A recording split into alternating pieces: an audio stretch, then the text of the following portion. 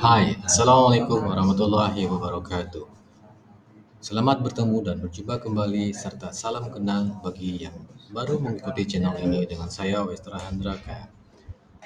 Pada kesempatan di video saya yang sebelumnya, kita sudah menyaksikan bagaimana toko atau penjual harus mampu untuk bisa mendekati dan tentu menjual produknya ke calon pelanggannya atau target audiensnya.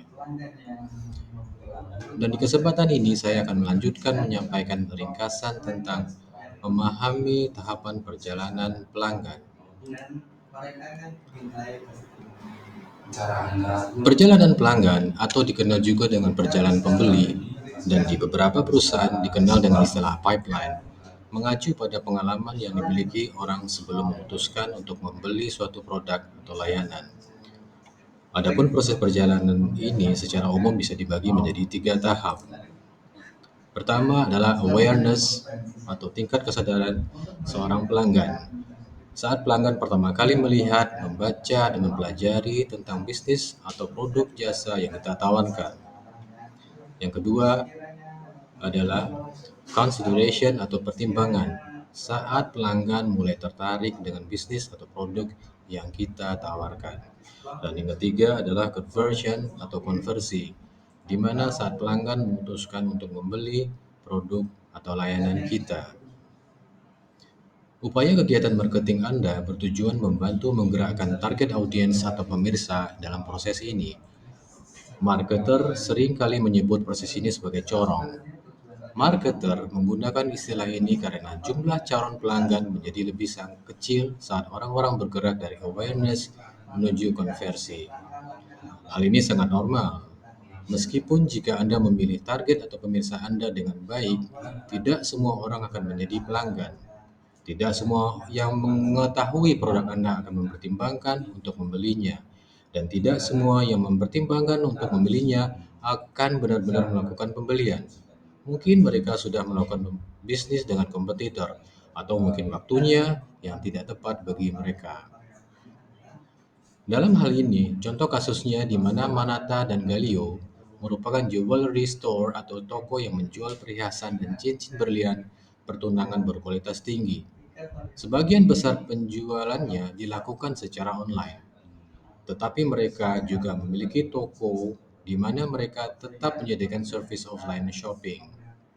Maya Sari adalah pemilik dan desainer senior di Manata and Galio. Dia ingin memulai upaya marketing barunya di Instagram agar bisa memaksimalkan musim pertunangan. Memetakan perjalanan pelanggan akan membantu Maya Sari melakukan ini tentunya.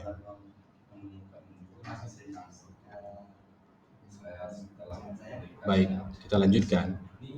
Perjalanan pelanggan atau dikenal juga dengan terminologi customer journey kadang disebut dengan perjalanan pembeli, mengacu pada pengalaman yang dimiliki orang sebelum memutuskan untuk membeli produk atau layanan. Kita kembali lagi bahwa perjalanan ini secara umum bisa dibagi menjadi tiga tahap. Yang pertama adalah awareness, saat pelanggan pertama kali mempelajari tentang bisnis atau produk yang kita tawarkan. Kemudian adalah consideration atau pertimbangan saat pelanggan tertarik dengan bisnis atau produk yang kita tawarkan. Dan yang terakhir adalah conversion atau konversi saat pelanggan memutuskan untuk membeli produk atau layanan kita. Upaya kegiatan marketing Anda bertujuan membantu menggerakkan target audiens atau pemirsa dalam perjalanan ini. Marketer seringkali menyebut proses ini sebagai corong atau capsize pyramid, piramid yang terbalik. Marketer menggunakan istilah ini karena jumlah calon pelanggan menjadi lebih kecil saat orang-orang bergerak dari fase awareness hingga menjadi conversion. Hal ini sangat normal, meskipun jika Anda memilih target audiens atau pemirsa Anda dengan baik. Tidak semua orang akan menjadi pelanggan karena terjadi proses yang dikenal dengan nama filtering. Tidak semua yang mengetahui produk Anda akan mempertimbangkan untuk membelinya, dan tidak semua yang mempertimbangkan untuk membelinya akan benar-benar melakukan pembelian. Hal ini mungkin karena mereka sudah melakukan bisnis dengan kompetitor Anda, atau mungkin waktunya yang tidak tepat bagi mereka. Perjalanan pelanggan atau kadang disebut dengan perjalanan pembeli mengacu pada pengalaman yang dimiliki oleh orang sebelum memutuskan untuk membeli produk dan layanan. Kita akan lebih detail dalam hal ini. Kita mulai dari fase awareness atau kesadaran seorang pelanggan terhadap produk atau jasa yang sedang dia cari. Di dalam fase ini, penyajian yang baik, informasi yang komprehensif tentang produk info, features, dan price atau harga dari produk jasa yang ditawarkan. Kemudian selanjutnya adalah proses pertimbangan atau yang dikenal dengan consideration. Saat pelanggan tertarik dengan bisnis atau produk yang kita tawarkan, ada beberapa concern yang harus menjadi perhatian bagi pemilik toko atau penjual, seperti kapan pelanggan saya siap mempelajari selengkapnya tentang produk-produk saya di website saya. Kedua, bagaimana pelanggan menemukan informasi tentang produk-produk saya setelah mereka siap. Di fase ini, menunjukkan calon pembeli sudah di fase ini menunjukkan calon pembeli sudah menunjuk ketertarikan terhadap produk atau jasa yang kita tawarkan. Bisa jadi dalam fase ini berbentuk features, warna, atau harga. Ada beberapa hal yang bisa menyebabkan calon pembeli terhambat di fase ini. Hal ini bisa disebabkan kurangnya informasi yang diharapkan oleh calon pembeli tadi, atau after sale service-nya, yaitu layanan penjualnya, atau ada hal lain yang membuat calon pembeli menunda proses transaksinya.